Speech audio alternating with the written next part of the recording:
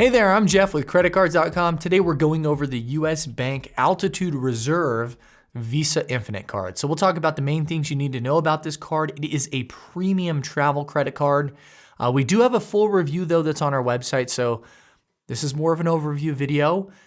If you do want to dig in and learn a lot more about the card, make sure to check out our full review on CreditCards.com. If you're watching on YouTube, I will link that in the video description below. Let's start off though by talking about the rewards that this card earns. So it earns 5 points per dollar spent on prepaid hotels and car rentals booked directly in the Altitude Rewards Center, which is kind of like using Kayak or Expedia. It's like US Bank's equivalent of Kayak or Expedia. You also earn 3 points per dollar spent on eligible travel purchases, which includes things like airlines, hotels, car rentals, taxi cabs, limousines, passenger trains, and cruise lines.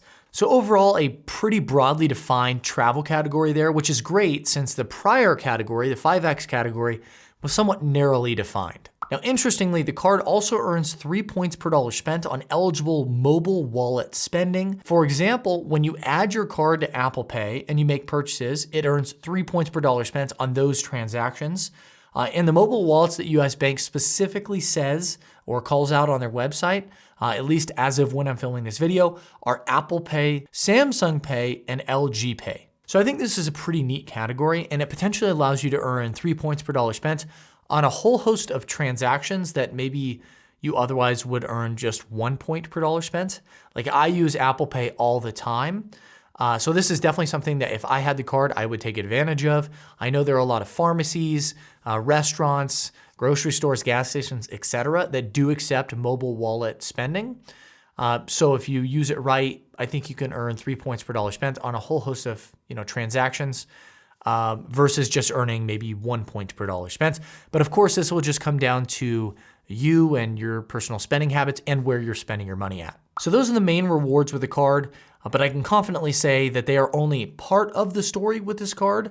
There are several other benefits that you should know about, and that definitely makes sense considering the card has a hefty annual fee, which you can see here on the screen. Fortunately though, you can get up to a certain amount in annual statement credits for eligible travel purchases. You can see that amount here on the screen.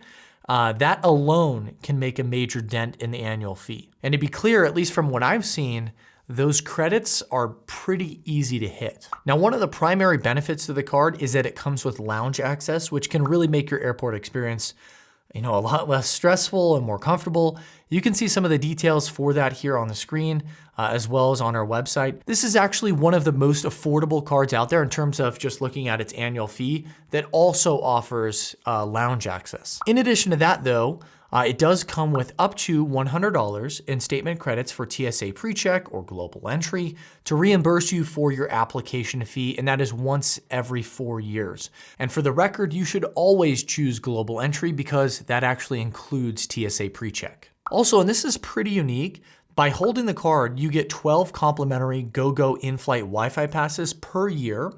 I'm not aware of any other card that offers this, at least as of now, so I think that's a pretty unique and kind of interesting offer. On top of that, the card does usually come with the opportunity to earn a sign-up bonus. I don't like mentioning the current sign-up bonuses in our videos because they do change, they could change.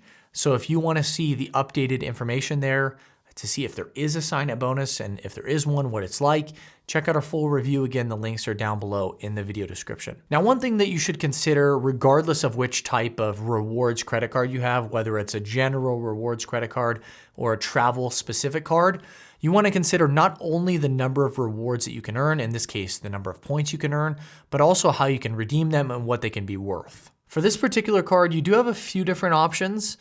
Those would include like travel, gift cards, cashback, and more. I wouldn't say it's anything to write home about, but I don't see any major issues here either. So overall, I'm pretty optimistic about the card actually. I like the rewards. I think a lot of the benefits are really nice. I didn't even get to cover everything in this video. I think the fees are reasonable. And if you do travel a lot, I think you can get a lot of value out of this card. So it will come down to your expected value with the card, your spending habits, whether or not you use mobile wallets a lot, but of course you can learn a lot more on our website. Thanks for watching the video. Have a great day.